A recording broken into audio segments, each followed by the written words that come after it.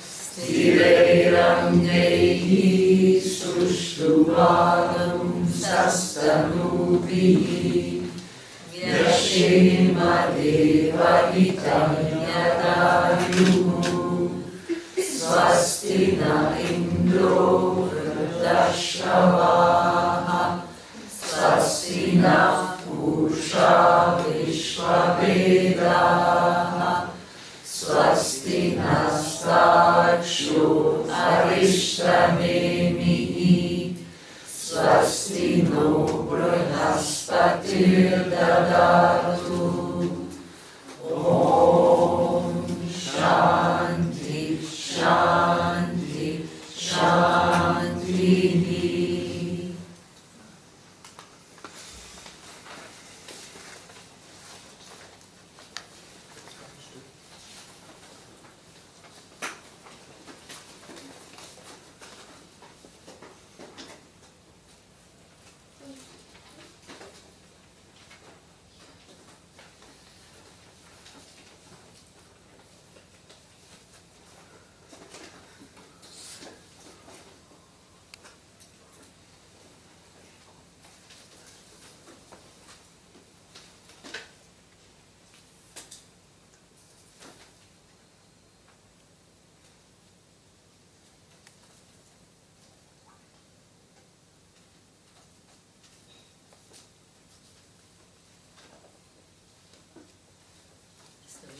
Anya, very happy birthday.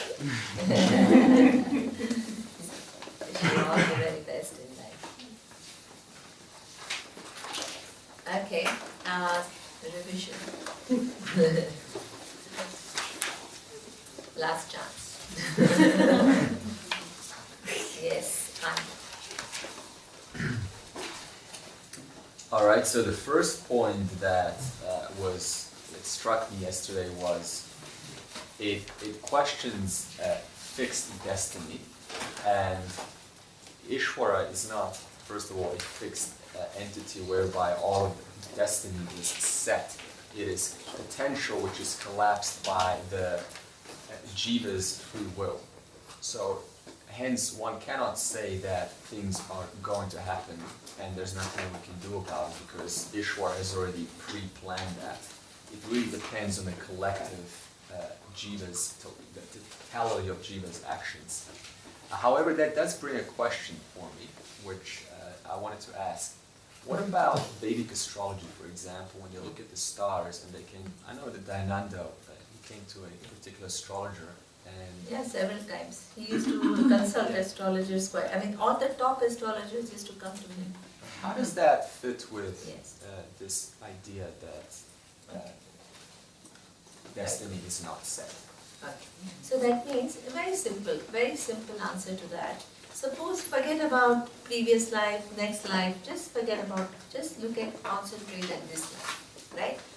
Who you are today, is it just an outcome of what you did today? No. It is an outcome of what? So many choices that you have made since the time that you are what?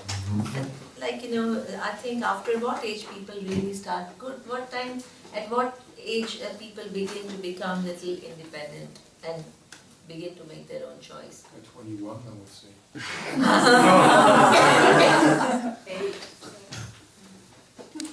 Do you have any idea? It depends. It depends. Okay.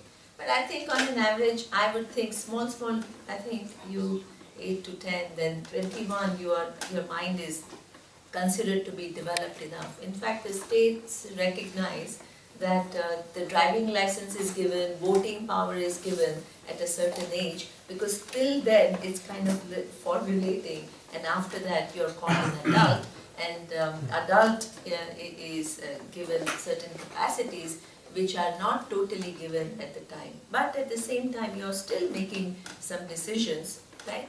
And what happens is, so today who you are, it's not totally independent of what you did when you were in teenage years, right? So that means there is a cause and effect. Your present is connected to what the past cause and effect. It's not totally independent of it. But suppose today, just as you had the capacity to make decisions when you were 16 years old, you also have the capacity to make decisions today. Right? So that means what will happen when you are 50 is not totally predetermined, because it's not only the function of, suppose you are 34, right? What happens at 54 is not only an outcome of what you did between 16 and 34, but it's also an outcome of what the choices you made between 34 and 50. Is that right? So that means you're constantly using your free will to, the situations come, they're not totally independent of the past causes, but you have a free will, you have a faculty of choice.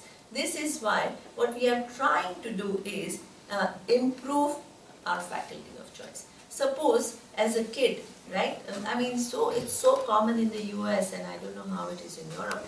All the kids take all kinds of drugs, right? In the US, by the time you're a teenager, and what happens is, it affects the brain and the processing capacity of the brain. So what then happens is, now you want to understand Vedanta 100% immediately. But the brain has been abused. I don't want to put complexes, I just want to give ideas, right? Suppose it has been kind of, your free will was used then to do something which has actually made some distortions. They can be corrected. Nobody is condemned forever, but it will take some time for correction. If suppose you had not done it, it will be faster. You see what I mean? There is a relationship. It's not like, oh, because you had done that, you're doomed forever. Nobody is doomed forever in life.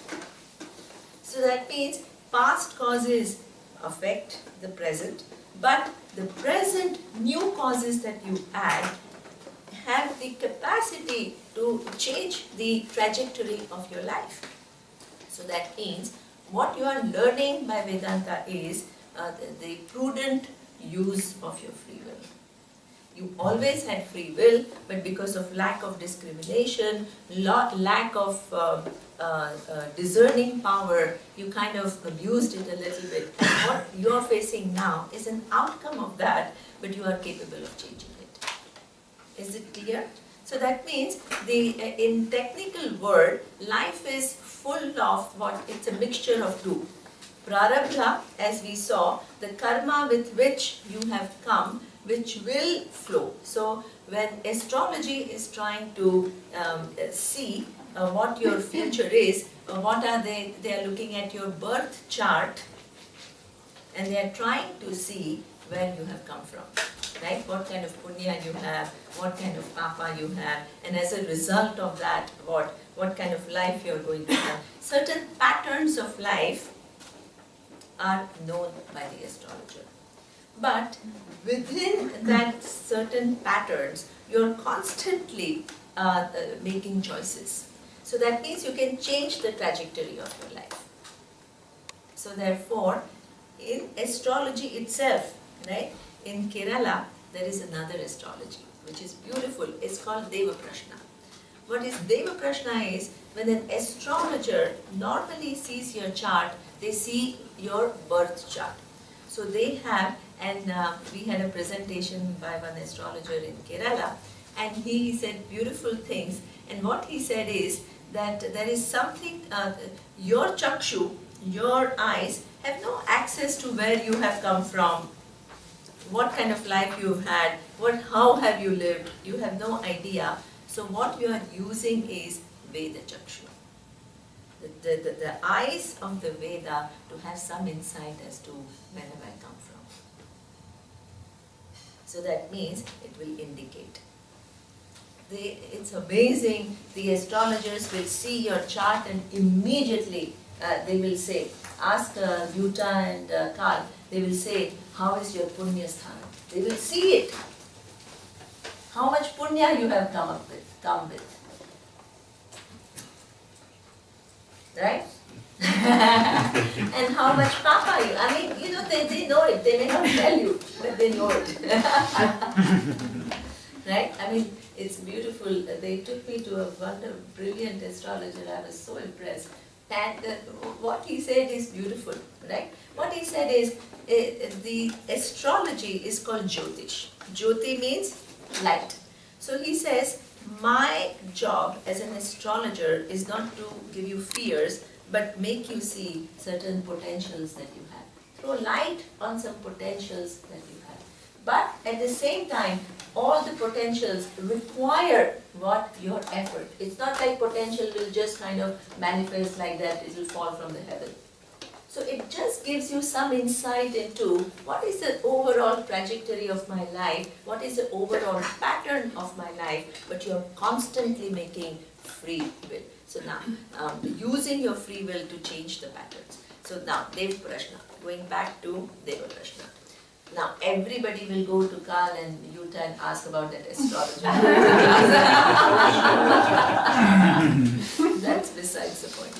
Okay, so now. We will leave earlier, ask Anna.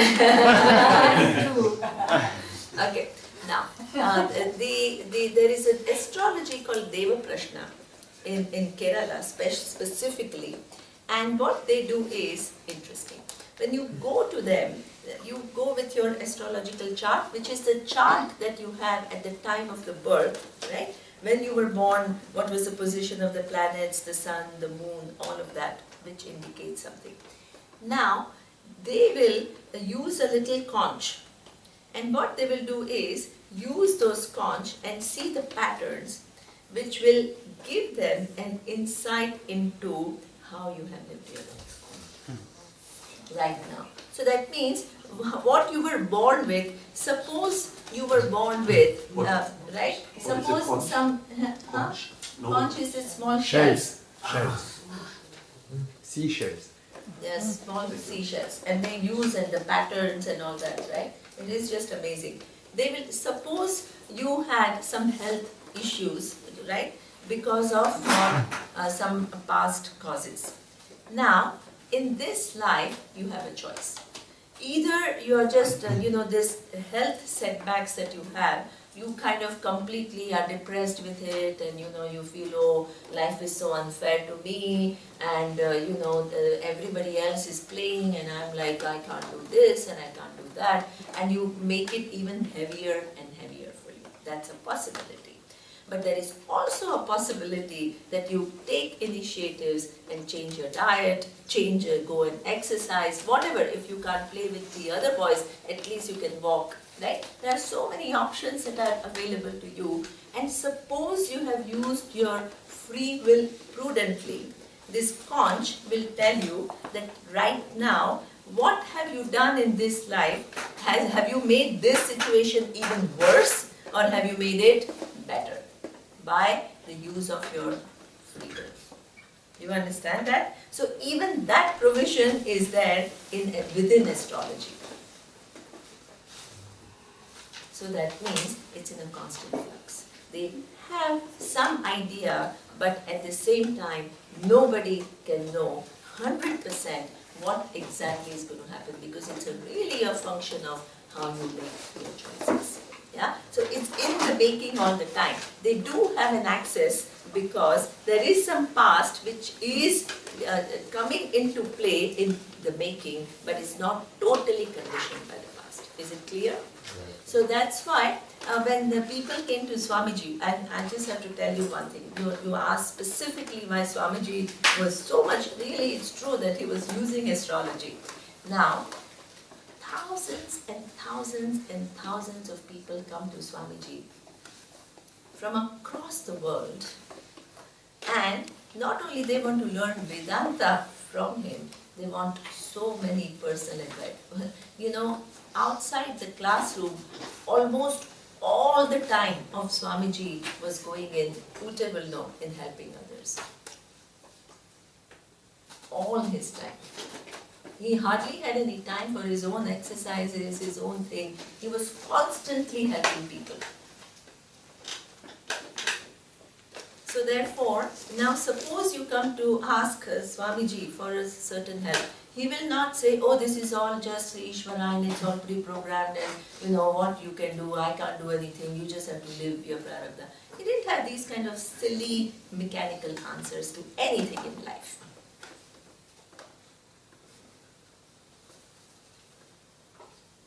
So therefore, what he would say is, he will try to find out where you are coming from and he will use his own inference. He had a very sensitive mind. He would use his own inference to kind of figure out what, that's why he didn't have one answer for everyone.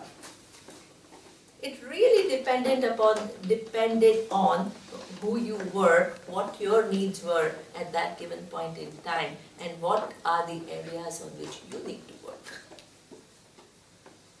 So it was not like one answer for all. And that's why he had to spend time with people, trying to understand.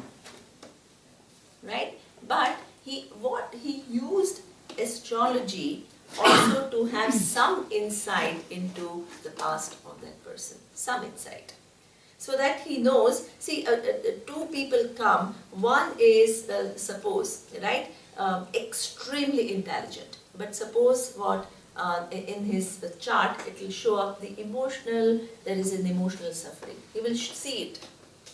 So that means when he's talking to you, he will kind of guide you. Hey, you need some emotional maturity. He will guide the person.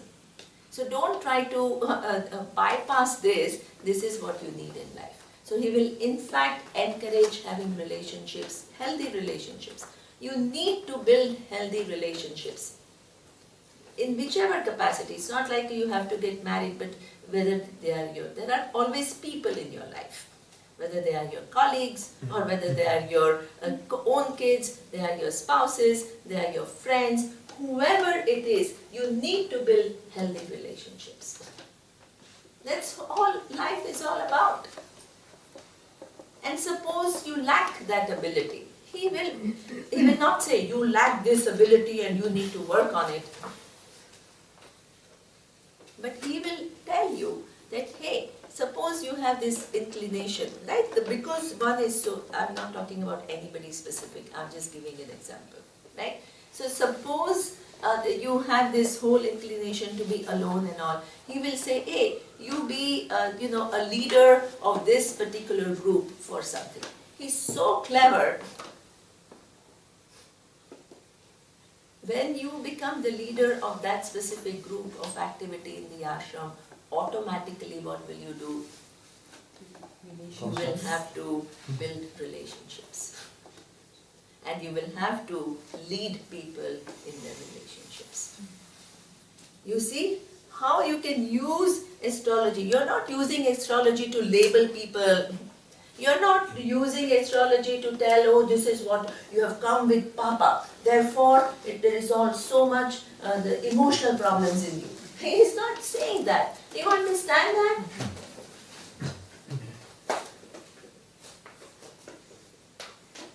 He's so subtle. He knows how to guide people. Just my own example and then I'll stop. It was interesting. After the course was over, all of us were very keen, right? 3.5 years up in Anekati Hills, totally disconnected to life. And the only thing we had in life was morning prayers, meditation, Vedanta class, Sanskrit class, evening prayers, evening question and answer, and in between, whatever time we had, we would spend with Swamiji, asking him, just being with him, right? That was my life for 3.5 years. And homework. Huh? And homework. And homework, exactly. A lot of homework, absolutely. Sanskrit homework, Vedanta reflection, trying to understand what Adi Shankara Bhashya is saying. This is our 3.5 years. Most of the people thought, oh, now we are obviously going to teach now, right? This is all we have done for 3.5 years. And many people, each one of us had to go and see him at the end of the course, and he would give some idea as to what we can do now. How do we go back now and start living our lives again, right? So therefore, we all went back, and he was telling people, you go and you teach here, you go and you teach there. When my turn came, he says, you go back to work. And I was like, Swamiji, I thought I was pretty bright, and you are asking me, everybody else to teach, and asking me to go back to work. So he didn't have one answer for everything. So I said, but why Swamiji? And he says that, you know what, you're bright, but you're young, and you're capable, and you need to make it in the world. You have to be successful. And that success will give you some nourishment. It will give you certain confidence. It will give you certain abilities and experiences which will help later on in teaching. If you abort this potential and those kind of experiences which will make you shine like a star, then actually you may do yourself a disservice. So that means that these are all, this is all very intricate. So therefore, these formulas that we like to have, which will give us key to success, unfortunately, no formula works. Because no formula captures all the nuances, all the intricacies of life. And no formula works for everyone. In terms of our living. So therefore, this is what we call a very wise use of astrology. Like a wise person, not irresponsible to label people, to say you have, so many astrologers do that. You remember Krishna, there is one thing, that there are two things in the chart which, now that you got me on astrology,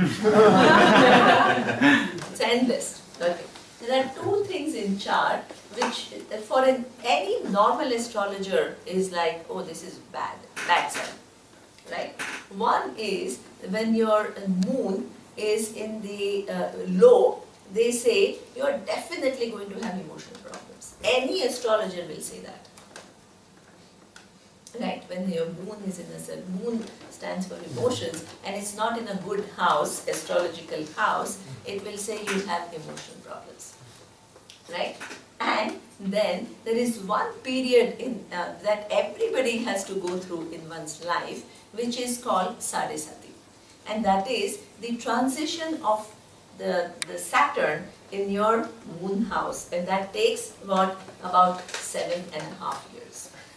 So that period is a tough period for everyone, right? So therefore, every astrologer will look at this, everybody knows, right? Where is your Sadesati, it's 7.5 years, when the Saturn transits through the moon, and where is the moon in your chart? That any astrologer can tell, right? They will make big conclusion based on that. You will have depression. They'll start putting their own, right? They'll start saying, oh, you are a little depressive, you are emotionally little. So now they'll start using this chart to label you. Now this and Krishna was completely different. He says, my God, this seems like that, but there are other planets, the way they are placed and the degrees at which they are placed, you are completely free from their effects. Amazing. So that means some people are subject to the effects, some people are not so subject to the effects, some people are completely free. So that means the subtleties are required. Subtleties are required in everything in life. Intricacies are required in everything in life. This is why for Vedanta the precondition is a subtle mind. Susukshma. All the time Upanishads keep talking about susukshma. It means you make your mind subtler and subtler, which is able to capture nuances. You don't make one statement, there is only free will. You don't make another statement, there is only destiny. Because there is no truth in each one of them. right? So that means it's a mixture of the past causes and the new causes. Yeah, is it clear? Okay, go ahead. You had, okay, you done? Okay. Anybody else?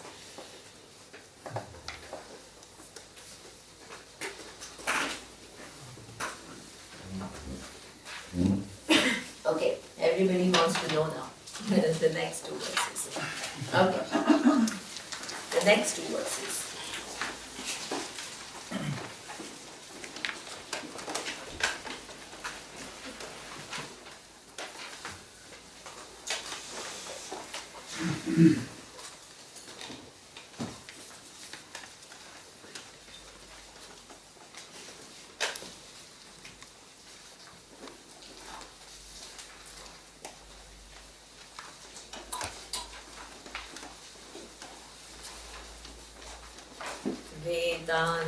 Vedanta Vijnana Sunishchitarthaha Sannyasa Yoga Yatayaha Shuddha Sattvaha Te Brahmalokeshu Parantakale Paramruta Parimuchanti Sarve. Okay. So that means, let's look at some of these. Oh, sorry, I'm not reading the back. To say, hey, pay attention. Okay. Okay, so that means, look at, see, all these words, they are beautiful words. What they say is, suppose somebody has listened to Vedanta, yeah, and has the Vedanta Vijnana. Vijnana means knowledge of what is imparted by Upanishad. That is what Sunishchitartha. What is Sunishchitartha?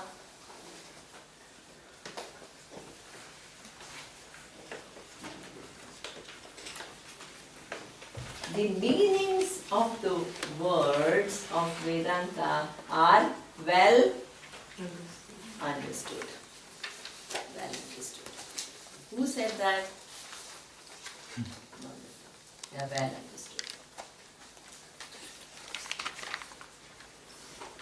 Okay? So that means, and what enables this well understanding, here he says, yatayaha. Look at all these words. You will stop having these questions about free wills. Why? Yatayaha means making an effort. Yatayaha.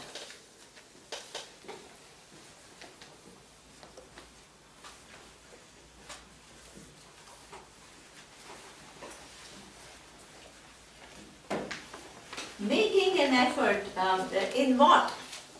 One is ensure that there is precision in what I understand. Vedanta is, again, let me come back to my first class, it's like Sudoku. Right? Can you solve the puzzle of Sudoku without putting each letter in its right place? No. So that means when you are listening to Vedanta, whether I am talking about what? The Purushartha Nishchaya, right? What are you looking for in life? Whether I am talking about the nature of I, whether I am talking about nature of Ishvara, whether I am talking about what? The equation, whether I am talking about the universe, each part is not a detail, it is what? It is, Sudoku goes like this. Right? Suppose I am talking about Ishvara. The Ishvara is the whole, sorry.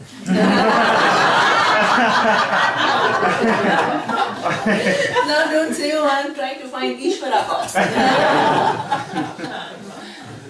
This is the difficulty of This diagrams. is the difficulty. This is the difficulty of diagram. So the minute I do it, I myself, I know it, that hey, this is not working actually, right? So what, that, okay. So whether I talk about individual, then what the role of emotions, then the role of one's own actions, then the nature of the universe, all of this, each piece has to be what? In its right place. Suppose you make a mistake in one piece.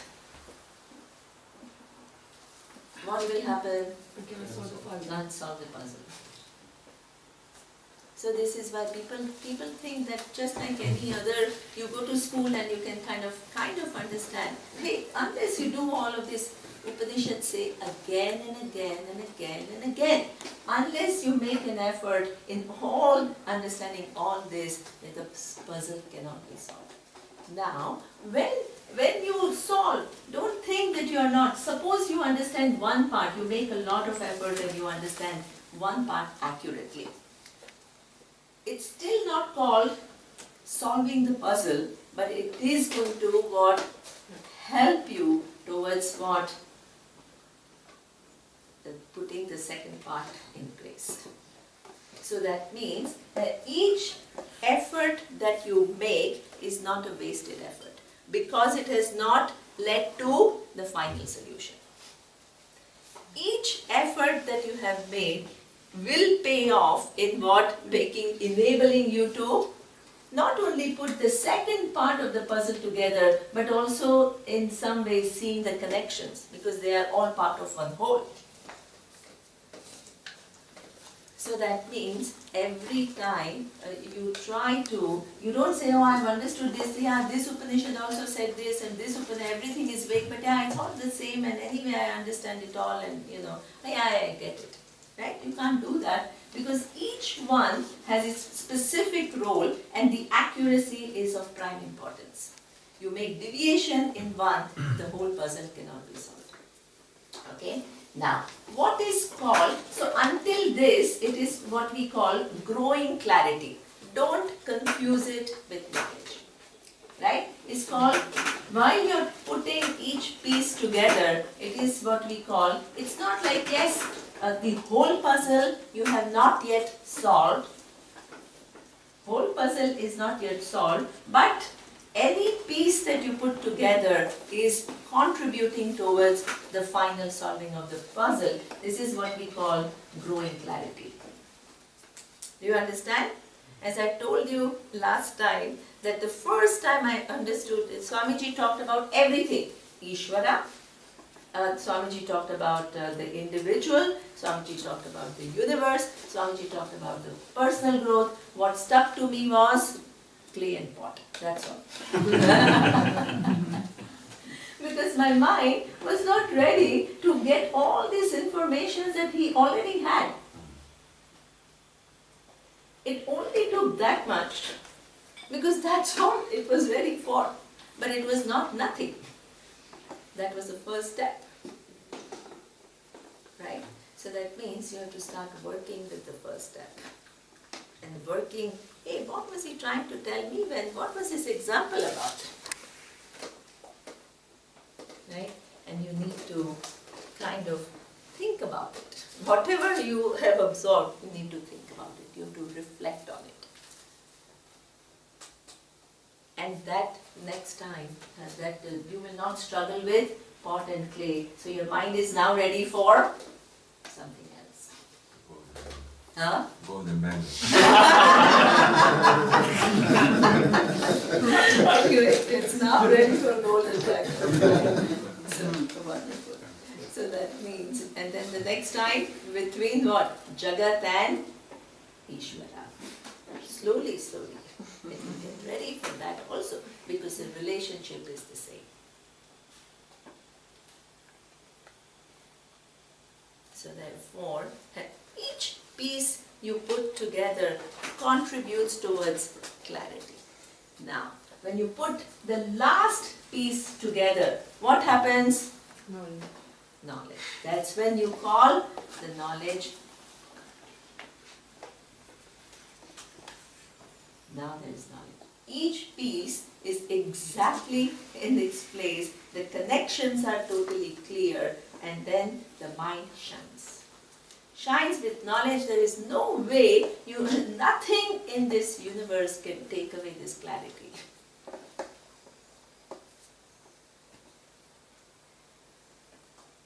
So this is what we call putting the puzzle, the last piece is also connected to what? All the other pieces. How well you are doing it. right? But from this last piece, you can't say growing clarity is the same as knowledge. Why? Because the last piece makes it what? The whole thing is understood. And here you can't say total ignorance because it is enabling a growing clarity. But if this you confuse with knowledge, then what will happen? Stop progressing. Exactly. Right? Yes, it is giving you growing clarity. Yes, it is giving you so much more knowledge about something which you did not know before. But if you start at this is what I call a wrong equilibrium, an artificial equilibrium. An artificial equilibrium is in this process, you create an artificial equilibrium, which is you think everything is understood. What will happen exactly as Timur is saying, and that is what you will stop progressing.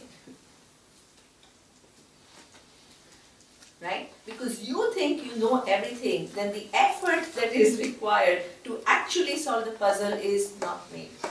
Lazy. But actually, what will happen is, hey, this is the whole universe is nothing but Ishvara. Ishvara will not allow you to stay for too long in this artificial equilibrium.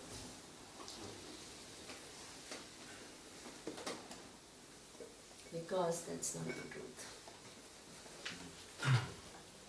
So therefore, situations will arise. Suppose you have not taken care of your emotional life. Situations will arise and you are back to your sadness,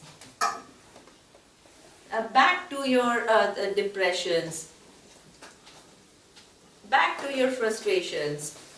Then, if you are not so smart, you will say, Vedanta doesn't work. The truth I have got, but it doesn't work. Further distortion.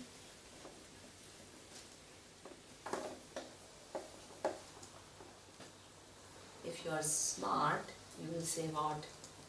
Hey, let's move little forward, right? Now, here maybe it is not so what? So what? It's not like you are some bad person. This is a need of a mind. Suppose you have this amazing knowledge that somebody presents, and it also promises that this knowledge will free you. You want it now. This is natural tendency of the mind. So you want to understand it as quickly as possible so that you can free yourself from all these loads that you are carrying. So that the mind now wants to try to solve it as quickly as possible, and it creates what? One experience of expanse. Suppose that you were talking about experience. Ah, now I got it. Right? This experience of expanse doesn't prove anything. Please understand. Why doesn't it prove anything? Tell me. It ends. Begins Huh? time. Ends, it begins and it ends. First it begins and it ends. You have hundreds of experiences, right? All these while you have had what? Experiences of I'm this and everything else is other than me. And not only you, everybody else has that experience. Now you have one experience of what we call little expanse. So that means what is this? How? Please listen to me carefully. How are you going to establish which experience is representing truth? None of them. Exactly. Experience is inconclusive. Brilliant, Tobias. None of them. Or I just like to take one for the truth because it's Exactly. It's- Right? Exactly. I So like that to means believe. I like to believe, right? This is because you don't have all pieces together. That's why when somebody begins to ask you anything and you don't even know how to even answer it, even then you don't even know. Then you say, oh, these are all the things which are too complex and anyway they're all mithya. These are all mechanisms for you to stay in the artificial equilibrium. It's a creation of mind.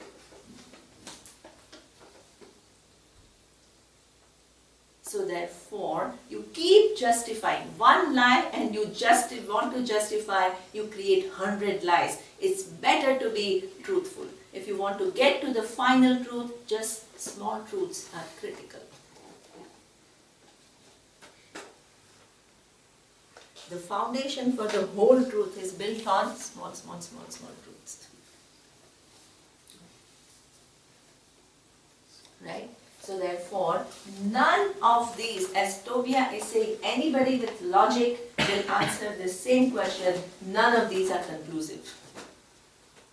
How do you know this experience has more weight than other hundreds of experiences that you have had? How?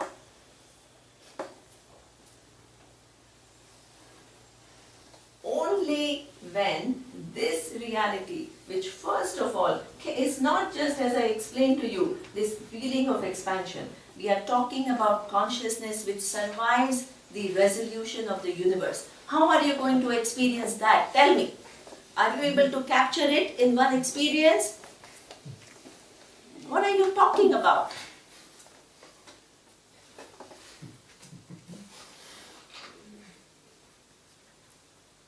Right? So therefore, it's not the experiences of expansion or smallness which establish the truth. It is the use of those words and seeing the relationships clearly and understanding those relationships clearly, and the last piece of the puzzle is put in its place, that is called knowledge.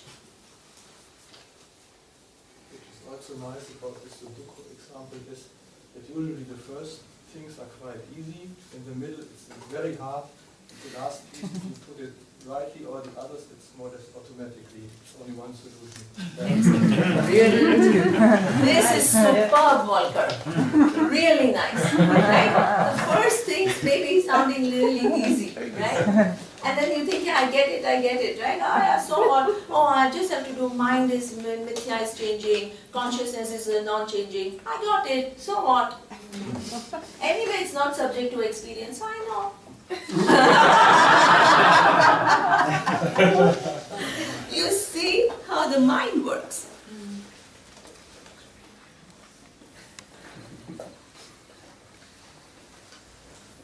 So this is why what is important is, hey, you know, it's better to recognize whether you have, I mean, that's the first thing, right? You must know whether you have the total knowledge or not accurately. If you start thinking, I know, it's a problem.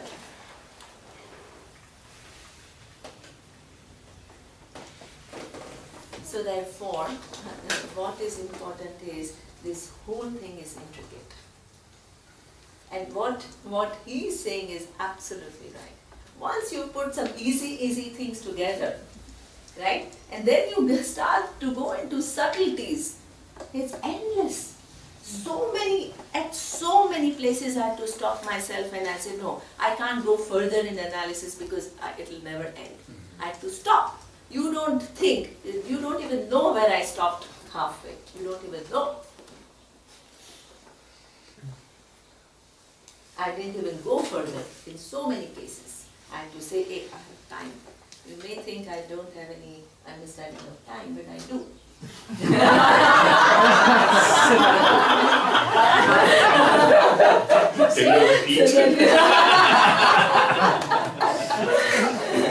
But I also know the relativity of that.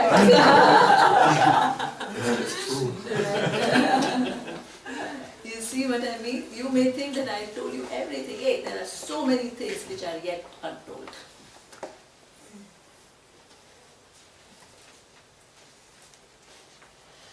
So therefore, that is how you keep engaging. You keep engaging. Till the mind is like completely clear. Okay? So this is what we call sunishchitanta. Your ability to solve this Sudoku, listening to the words, it depends upon what? Shuddha Sattvaha. Upanishad is ending, it is reminding you all of this. if you have missed during the classes, say, hey, let me tell you one more thing. This effort not only requires a cognitive effort of putting everything together, it also requires another effort. And what is that? Shuddha Sattva. What is Shuddha Sattva? What is Shuddha Sattva? Clear mind.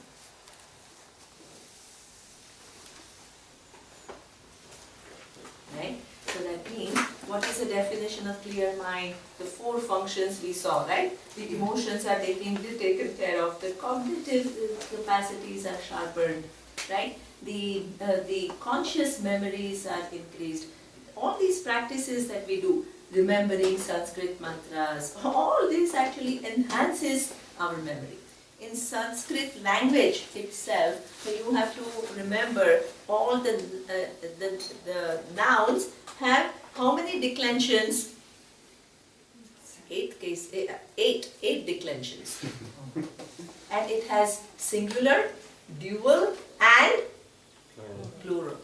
And the forms change. Anya is studying Sanskrit. Okay? And Dara too. Okay? And the verbs have how many conjugations? Now the nouns still masculine, feminine, and neuter. Neuter, and then a ending, e ending, u ending, and they all have different declensions. So imagine your memory. And then you have verbs, and how many different conjugations? 10 different conjugations. Past, present, future. Then, and the verb itself, the form of verb changes. And then what? The remote past. Different conjugation. Then potential, different conjugation. Imperative, different conjugation. And for each first person, second person, third person, Exactly. singular, dual, plural. Absolutely. So the complexity, this memory, right? Then you do all these, what is this? Bhadram Karne, all memory, right? So all this memory that you make conscious effort. We didn't have all these 6 and 8 techniques, but we had all these different methods to develop your memory.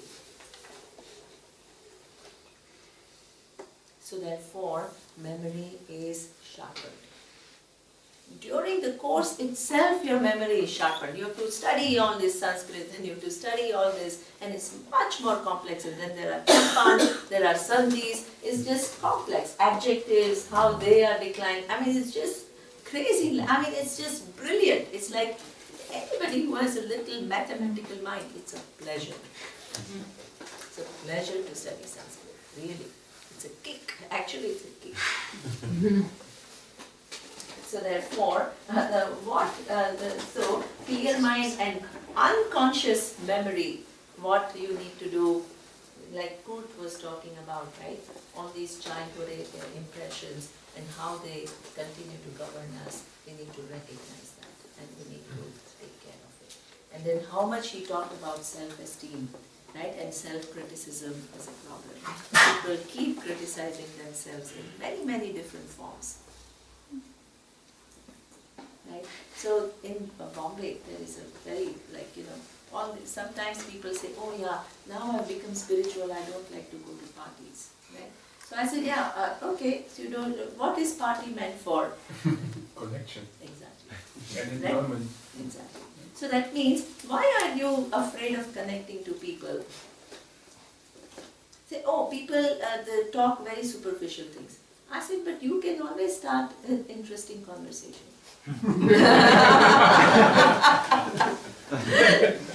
You see what I mean? Your mind gives you data. It's like, yeah, what is the picture that the mind has created? I'm spiritual. This is all very bad. People are superficial. People are like this. And I'm getting so evolved, so I want to stay away from it.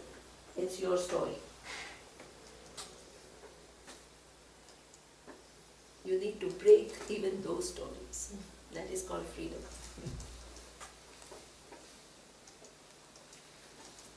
Right? So that means even this subconscious, that in fact you may not be enjoying yourself. It could be because the minute you go there, it's your own inadequacy, your own lack of personal skills that is bothering you. Your inability to go and start talking, that is bothering you. But what is the message that the mind produces? People are so superficial, therefore I'm not able to relate to them.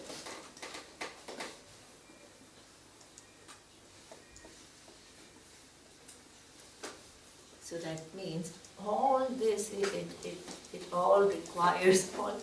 This is why I say the first thing one has to do is stop being pseudo-spiritual. Right? So therefore, thanks Kurt, yesterday you gave a very nice examples, nice insights into the kind of problems with which people come. And Vedanta, thousands of years ago, before all these modern methodologies were developed, talked about all of this, need to take care of all of this. Shat sattva shuddha sattvaha.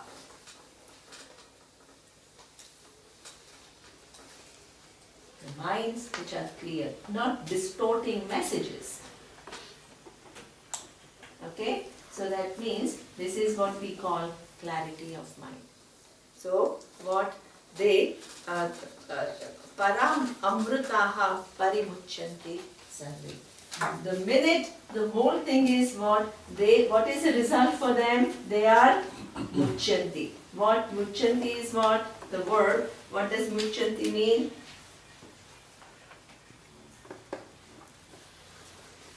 They are all free. Whoever, why plural is used? Whoever has done it, that person will be freed.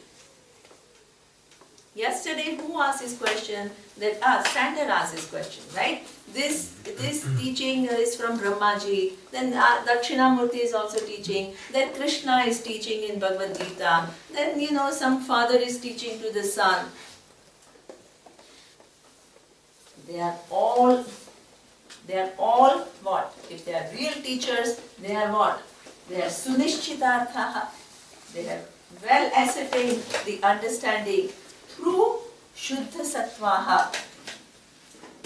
And what? They are free. The only exception is Ishvara doesn't require all of this. Right? Ishvara, all knowledge and all power, already has the knowledge. Anybody else has done all of this. And what the person knows is exactly what came from Ishvara. For Ishvara, there is complete knowledge of what the knowledge about I that has come down from Ishvara. You understand? So therefore, sunishchitarthaha paramruta parimuchanti sarve. Now, everybody before, I think the whole effort has to be on being wise. Everybody wants to know what will happen after that. Right? So as we saw, all the karmas, which are what? Sanchita karma, agami karma will go, prarabdha karma will continue. Whatever you have done with. So the astrology indicates what? What is this prarabdha karma? Which are the karmas which have already begun to fructify to give you these patterns in life. Okay? General patterns. Doesn't mean fixed destiny. Okay? Now, what happens to, suppose at the age of, let's say, 30, let's say, Adi Shankaracharya, no, much younger. Okay, suppose at the age of 30, or now let's make it little more. 60, you get the knowledge. Anywhere. In fact, it can be any time. What happens to your prarabdha karma? It continues. As we give an example of what? The arrow. The person who has released the arrow is no more, but the arrow now no longer depends upon the existence of the person. It has its own trajectory, right? So therefore, prarabdha karma will continue. So that means, now, what happens to the free will of this person? Okay, let's first talk about Christoph. Okay, this person, no, because, no, I'm not talking about you. I'm trying to answer the question.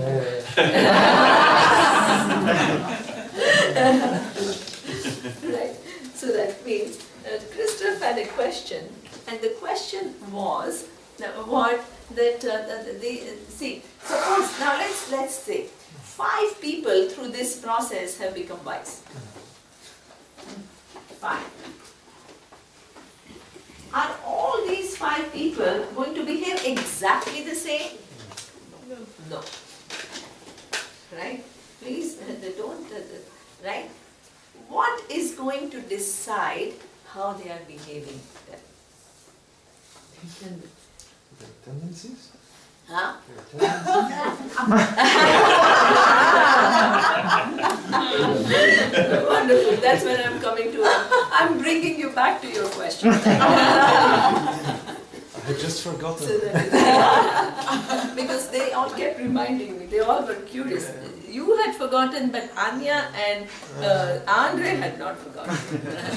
And the rest were passively waiting. One mind.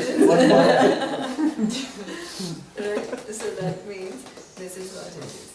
So now, what? So these 5 people who they are wonderful people, they have Shuddha Sattva, they have made an effort, this is well ascertained, and they are free, but they are all behaving differently, right? What accounts for these differences?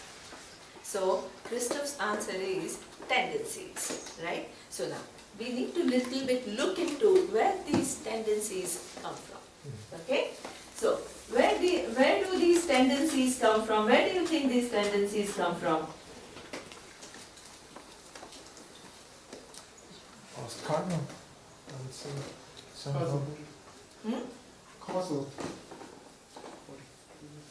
Okay, so that means past karma means you will say prarabdha here, right? If you want to use the word, what has given this particular birth, the causes which are going to manifest in this life, they are called prarabdha karma. So don't just say any, because everything that is waiting in this sanchita is not coming here. Only prarabdha is coming here. Yeah? So when you say past karma, now you have to be little bit more specific and you have to say what? Okay? So now, so prarabdha karma, the way it is manifested before you became wise, how did it manifest the prarabdha karma? They were already manifesting. It's not like after knowledge only it started manifesting. They were manifesting from the first day of your birth. So that means, how were the prarabdha karma manifesting from the time of your birth? Little by little. Little by little, giving you, see, at the time of the birth, what? Different body.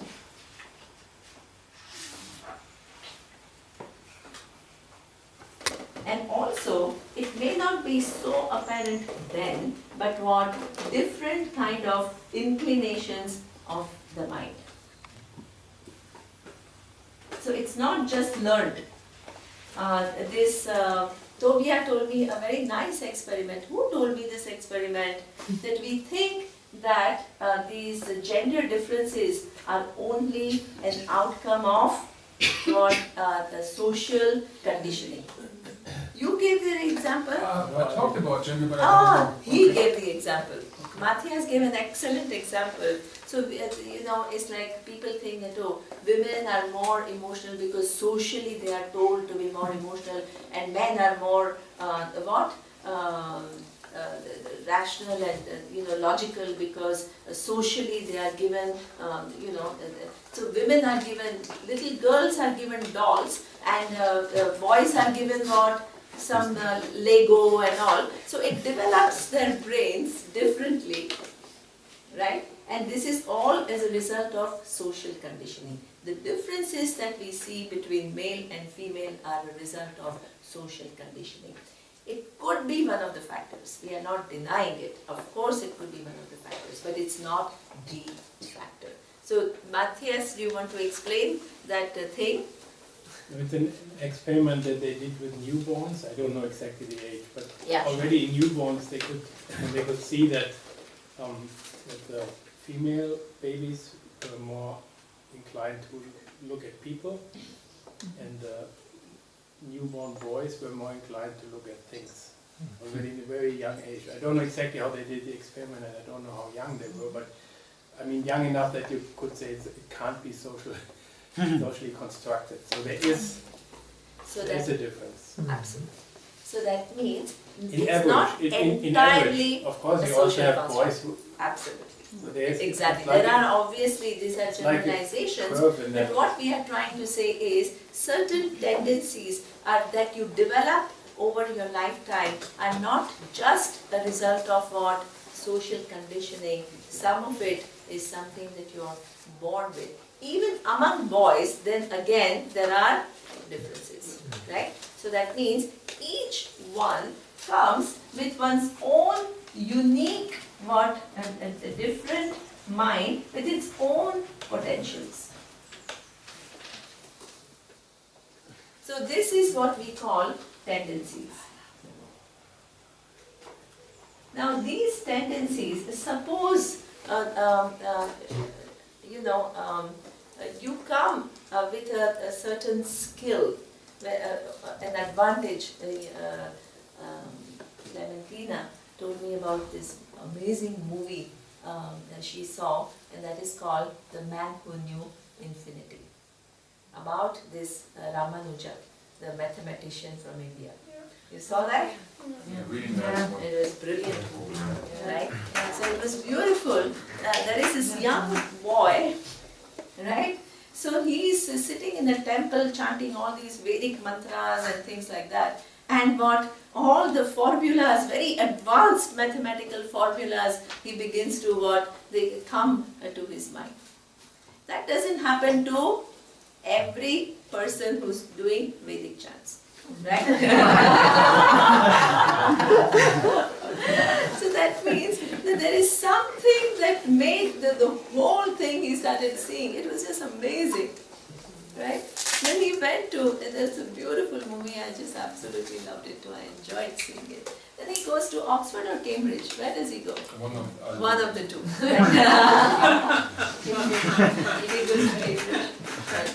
He goes to Cambridge and the professor keeps telling him, how are you getting all these results? And he says, I don't know, they just come to me. You just see them. And you just see them. Yeah. You don't have to think You actively, don't you even see have them to, yeah. directly. He's But- referring to the goddess. I think he's He was- referring to He's, which one? It's a goddess. yes, Yeah. that's But he's referring to So he said, yeah. Kamakshi? Kamakshi. Who it is, I don't know. But some goddess, she reveals it to me, right? So then, but he says, hey, that's not enough. You still need to, just because you see it, it's not proof enough that it's the truth. So what the Oxford professor teaches him is to what? To reach the logical, exactly. That is beautiful. But he's struggling, the Oxford professor is struggling, Ramanuja is struggling.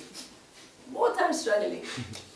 The interactions are at the same time, one is fascinated by the other, and each one has to learn from the other, really, to tell you the truth.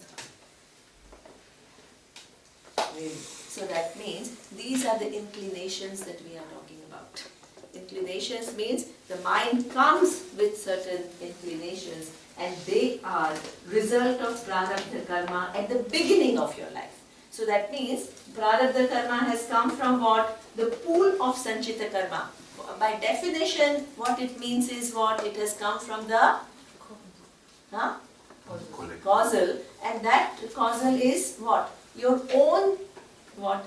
Your past actions, and you're actually experiencing the result of that, right? So that means these tendencies are dependent upon your prarabdha karma, and the prarabdha karma themselves are, what is the definition of prarabdha karma? The unseen result of the actions that you have gained in your account, in your causal. And then are fructifying in this. And they are fructifying in this lifetime. Okay? So now, what happens as a result of this prarabdha karma, this person has a tendency, and the tendency is for this tendency that you come with, in Sanskrit we call it samskara. Certain tendencies that you inhere when you come, which makes you a unique person with a unique body and unique mind.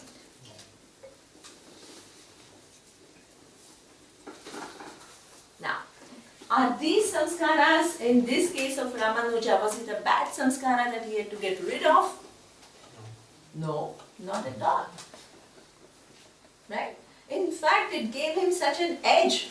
He became one of the famous scientists in the world, and the movie ended by saying some of his theories are right now used to understand what black holes and things like that.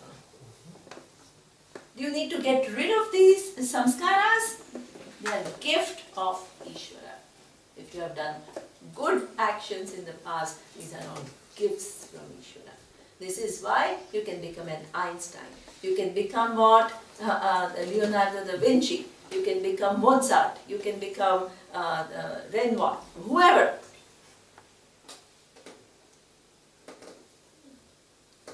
You can shine. Or you can become Adi Shankaracharya. You can become a wise person.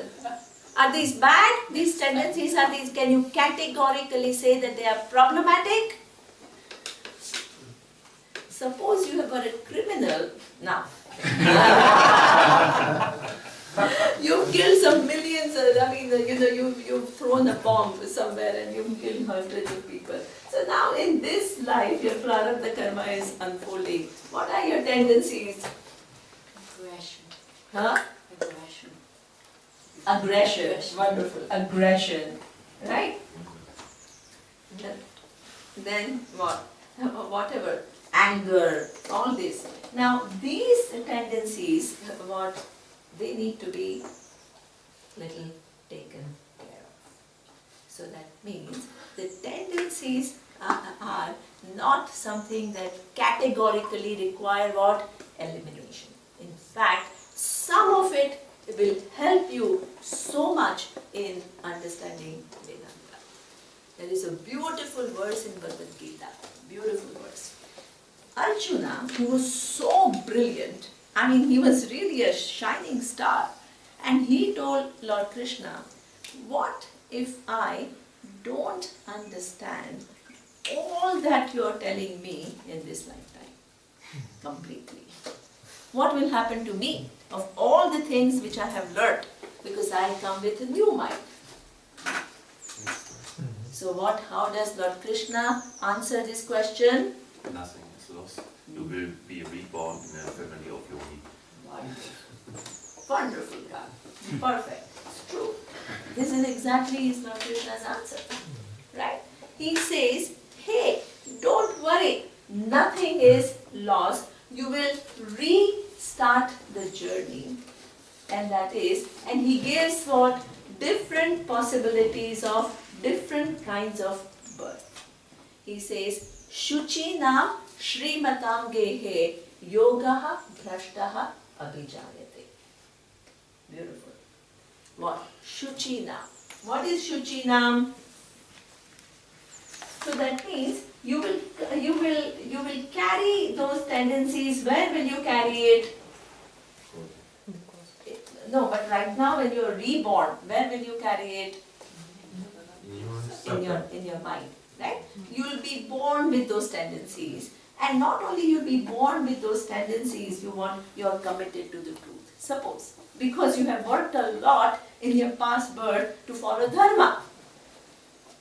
So that means your mind and its thought processes are straightened to a certain extent the environment that will be given by, in the surrounding that will be given to you will what? Enhance that tendency. So, facilitate, exactly, it will facilitate. So, Shuchina means what? You will be born in a family which is at least what? Dharmic. That people around you are following Dharma. Right? Or it can, Shuchi can also mean what? Where you receive love, where you receive care, where you are not made to feel like you are like alone and dealing. Imagine, even an adult is so afraid of facing the whole world. A child whose capabilities are not yet developed, it feels I am left alone to face the world. It is traumatic.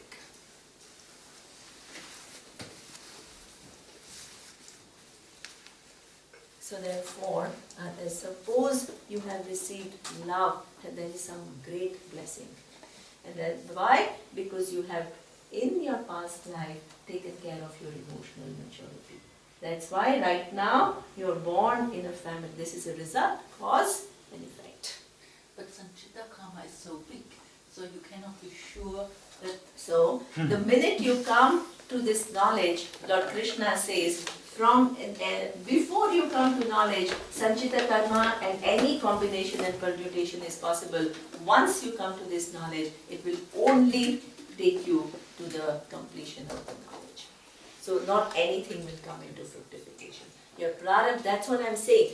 Anybody who has come to this knowledge, knowingly or unknowingly, has changed the whole trajectory of one's life. From artha, dharma, kama to moksha is not a small thing. After that, the whole universe is what? That is what we call intelligence. It's not mechanical. Any effort towards the truth will be rewarded. So that's also in our case. Yeah? It's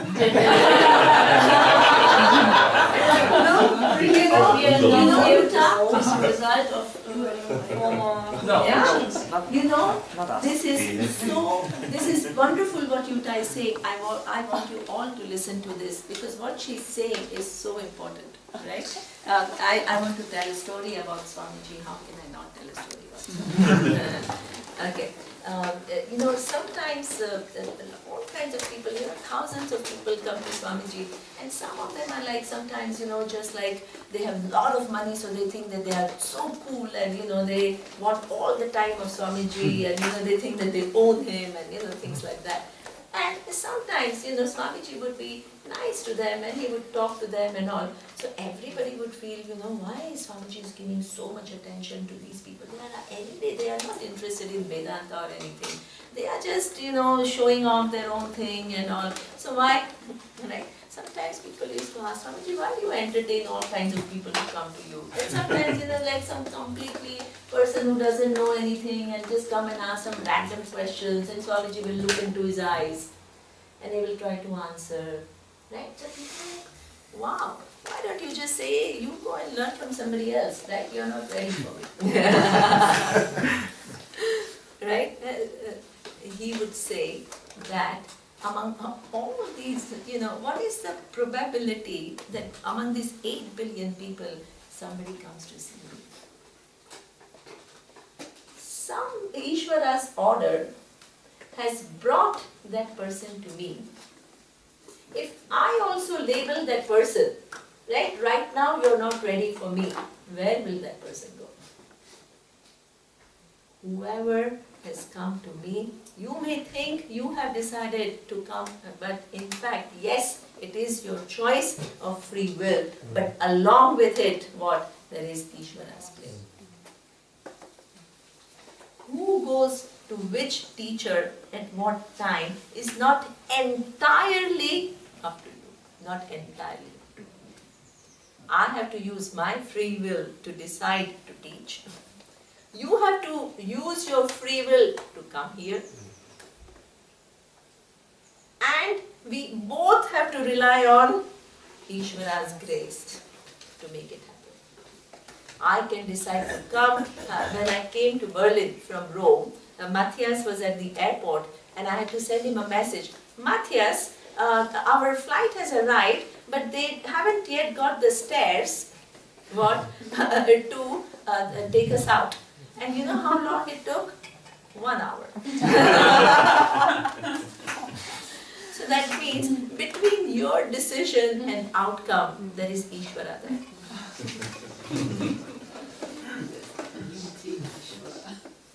Right? And even a wise person doesn't know what the next minute is going to be. Don't pretend that you know it all. Nobody knows.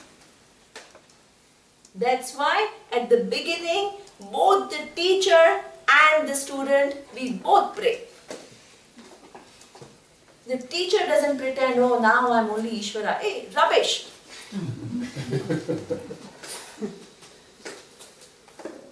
The teacher also asks for help of Ishvara. Yes, all the knowledge that I have gained, let it all come out properly. Let there not be any misunderstanding. Sometimes in the passion of making you understand, sometimes you can hurt and you have to ask for pardon. Really. You can't pretend as though, oh yeah, so what? Hey, not so what. Yes, as a teacher, you have certain commitment to making people understand, but you also have to be careful that you don't hurt anybody. That is teacher's responsibility. Unnecessarily, right? By your words. It's important.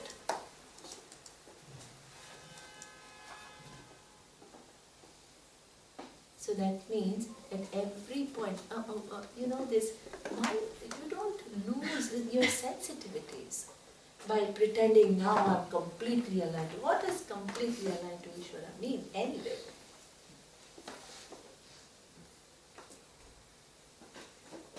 So that means these sensitivities have to be developed and not lost. This is why Adi Shankaracharya, you saw, it is beautiful what the first day Surya showed in that presentation. It was beautiful. Adi Shankaracharya's quote that, hey, I know you are formless. He's written some beautiful poetries inspired by his devotion to Ishvara. And he says, hey, I know you are formless, but I can't stop praising you. I know you and me are one, but at the same time, it is you, your glory, your grace, which made me from this struggling small human being to knowing this reality. And I cannot stop praising you.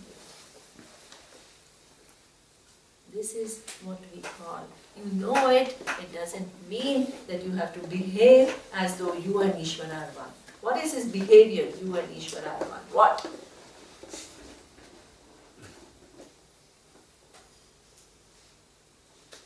So that means what? You are connected. And that connection is something which is so profound, it is so real, that there is no pretense anywhere. And even this free will that is given to you, is it going to go away? Your mind is going to change? Because now you have knowledge, let's eliminate free will.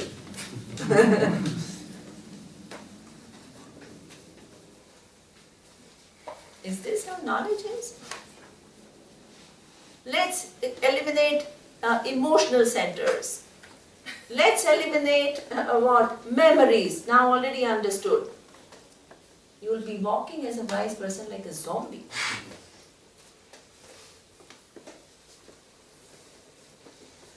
The mind remains exactly as before. Mind, which is an expression, the prarabdha, which gave you that mind. What you have done in this lifetime is what? You have come with these tendencies. What? Shuchina, healthy home, Shrimatam.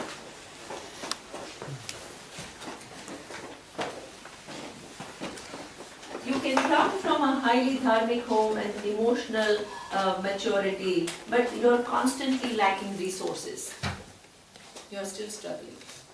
Lord Krishna says, even enough, it's not you'll be all be born in millionaires' homes, but enough resources will be provided where this doesn't become the reason for you not to have the opportunity to learn. You understand that?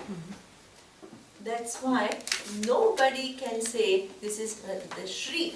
Shri is not material, it is required. Even the blessings of the goddess of wealth is required.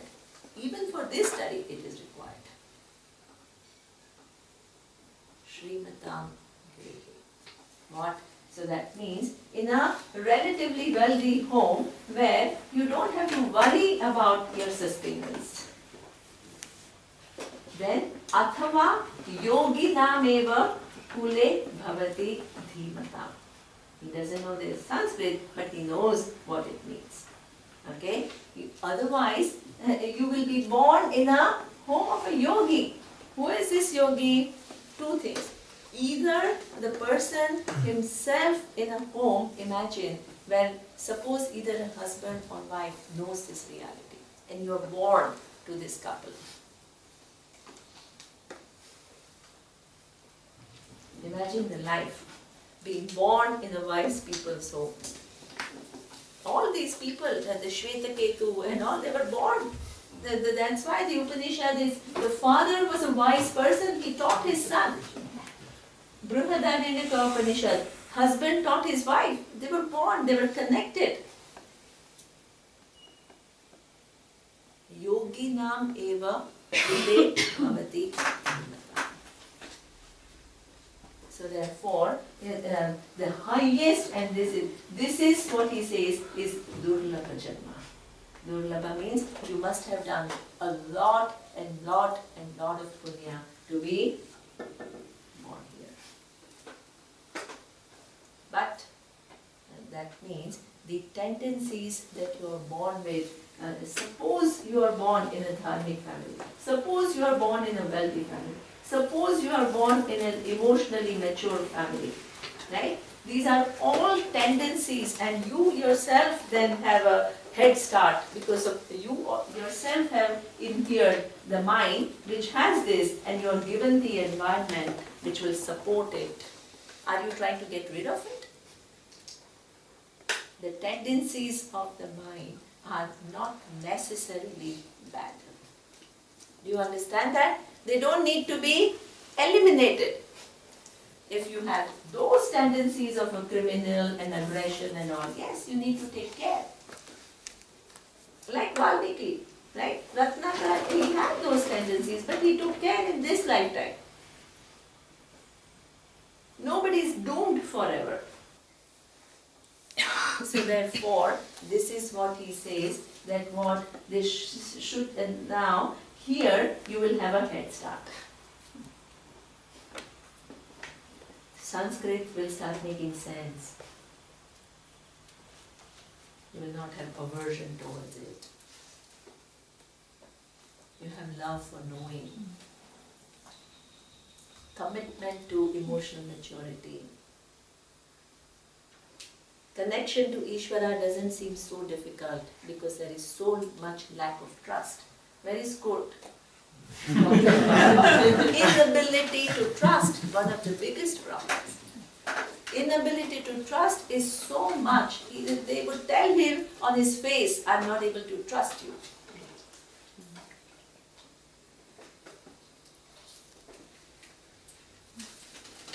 And this is what? This is also many times, in a relationship of somebody who's going to teach you your limitlessness, you have to have trust in that teacher. Otherwise, it's not possible.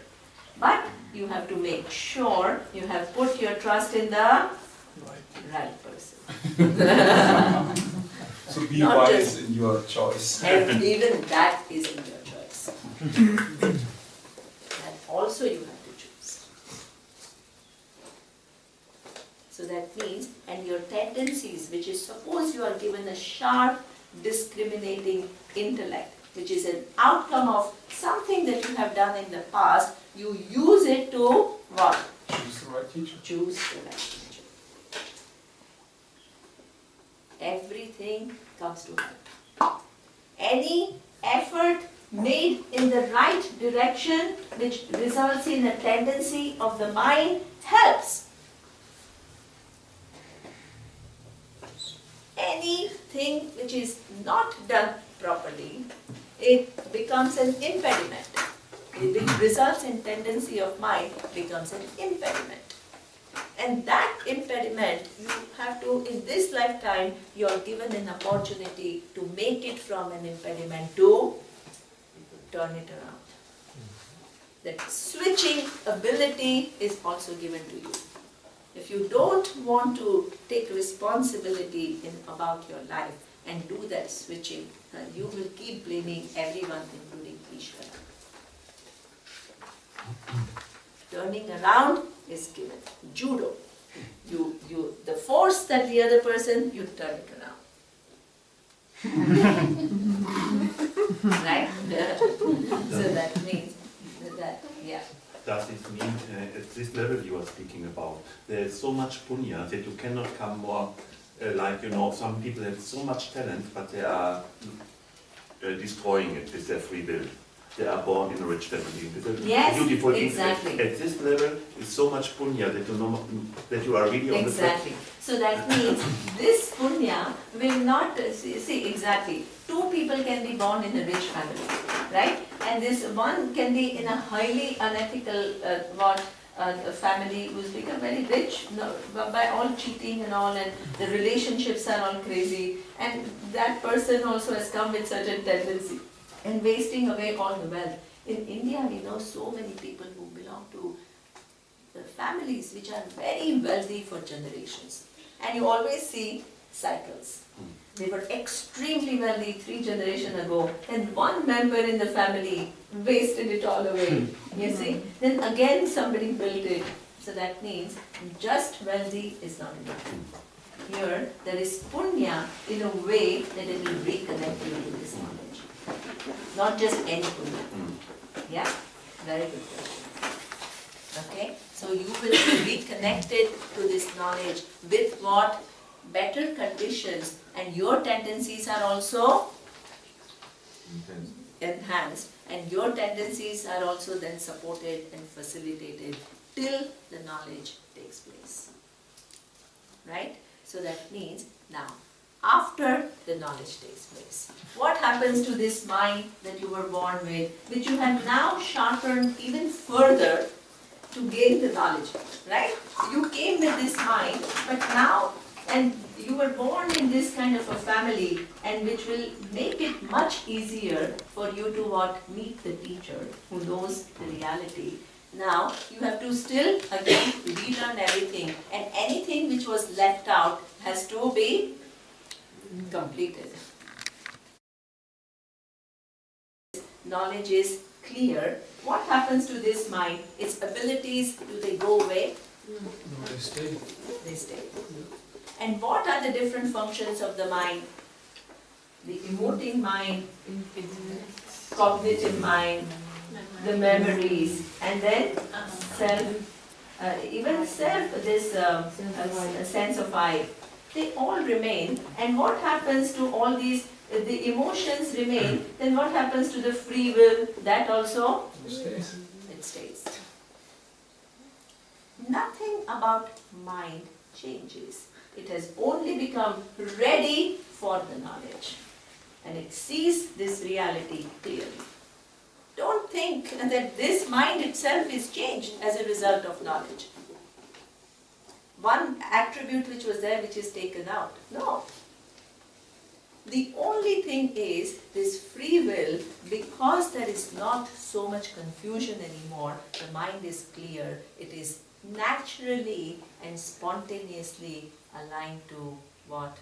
Ishvara. And Ishvara. So it doesn't get confused anymore. Right? That's the only thing. So that means that the free will flows very easily. Yeah? what is to be done, but initially one has to make a lot of effort to figure out what is to be done by it, right? Because you are operating so much from what you want and what what your desires are and what you want in life and what results you want. So that means that even if Ishvara is giving us all clues, we are not ready to, the way the situation presents, it has in it what an appropriate response. But we are not able to respond appropriately because we are operating from our own vision of reality rather than seeing things as they are. The wise person, as a result of preparing the mind, becomes somebody that personal agendas and subjectivities have reduced tremendously. What is to be done, what is required of me becomes very clear. So that is what we call the wise person flows with what is to be done very easily. That comes to, what is the time? Oh God, 11:45. Break? No. But we have one verse left, and of course we have a need for a break. But what about shortening the break a little? Just a suggestion. Half an hour. Half an hour, and then we just finish Yeah. tonight. Because there are 2 questions left. Yes. No, that is... Yesterday, I mean. Yes. Yeah, Jiva Srishti. Okay, that is left. So we, and Anya's question too. Anya's question, these tendencies, have I answered it accurately? Right? Yes. Is it clear? Yes, it's clear. Okay. Yeah. Yeah? So that means the wise person that doesn't deny those aptitudes, doesn't deny those tendencies, actually flows effortlessly with what is to be done. The life presents, all these 5 people's lives are different because of differences in prarabdha karma. What is to be done becomes quite apparent. One doesn't have to struggle with it, right? But you mentioned that some wise person could go to a cave and live an isolated life, but yeah, because the thing is that once the knowledge is gained, right? I mean, maybe the person is put in that situation that maybe you don't even have good skills to talk, suppose, right? I mean, each wise person is different from the other, right? And comes from the background where the person doesn't feel, is like not totally, the aptitude of mind is more to be alone. You see what I mean? sure. And But he that's won't fight with it anymore. He won't fight with it, exactly. So you see what I mean? And somebody comes with very social, even in the Upanishads, the characters are very different. And if the knowledge is stable, can there be in any case that it goes back again to not knowing? No, not possible. Not possible? Not possible. Not possible. See, this is what we call knowledge. You never lose sight. See, once you have understood that you are the whole and there is nothing else in the universe other than you, how will you lose sight of that? You see what I mean? How will you lose sight? Then it's not really That is not called knowledge. Yeah, it's not really It's not. stable. Yes. You say it's not bound to the mind and body, in a sense. Exactly. Absolutely. Because it's not It bound to doesn't mind. depend. Wonderful.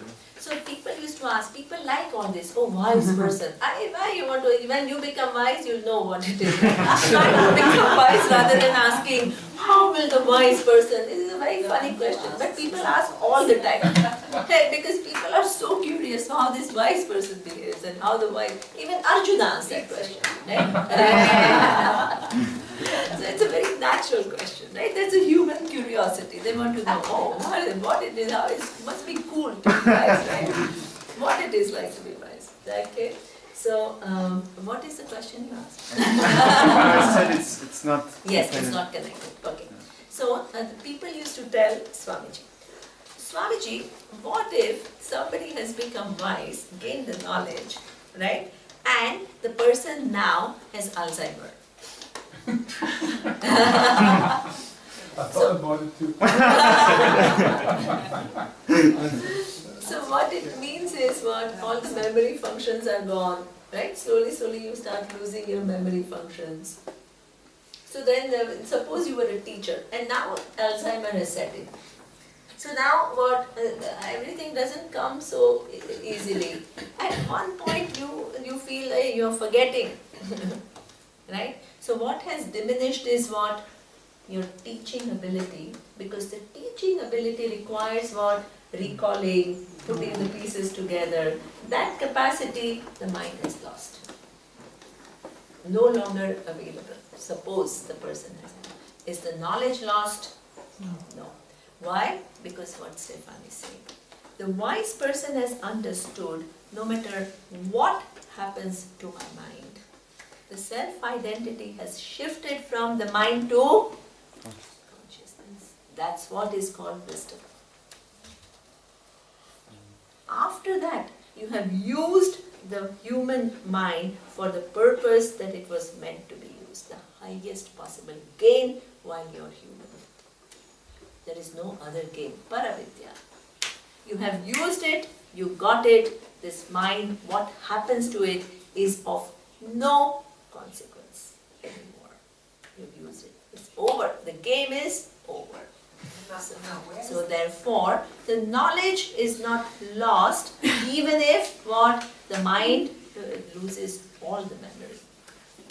You see that? Because what you have, unlike every other knowledge which you have to retain in the mind, here through the mind you have arrived at the truth of the mind, which is a non-changing reality which never comes and goes. And it doesn't diminish, it has no attributes. You understand that?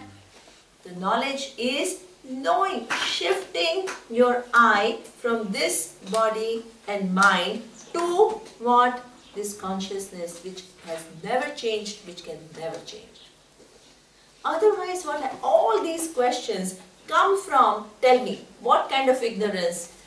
You are constantly trying to, Alzheimer, who has, consciousness has Alzheimer?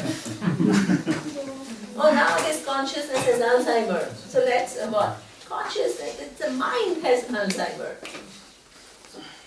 So, the knowledge comes by knowing clearly what? That every attribute belongs to the mind. And mind by its nature is changing mind.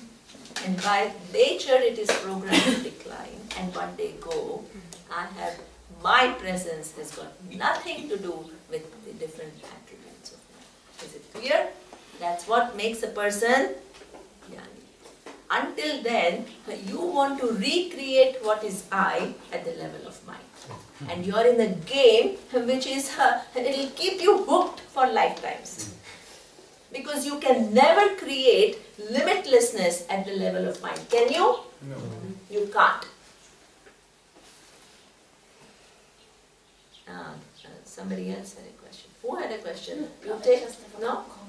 Yes. Can you say that Aparavidya is lost and Paravidya is not lost? Yeah, Paravidya, if you have completely gained, then it is not lost. Yes, yes, correct. True. Aparavidya is lost. Suppose you have studied science, it's no longer available to you. But why Paravidya is not lost? Because you have understood it has no connection with them. That's why it is not. Correct. Okay, Surya is reminding me. Om Purnamada Purnamidam Purnat Purnamudachyate Purnasya Purnamadaya Purnameva Vashishyate. Om Shanti Shanti Shanti.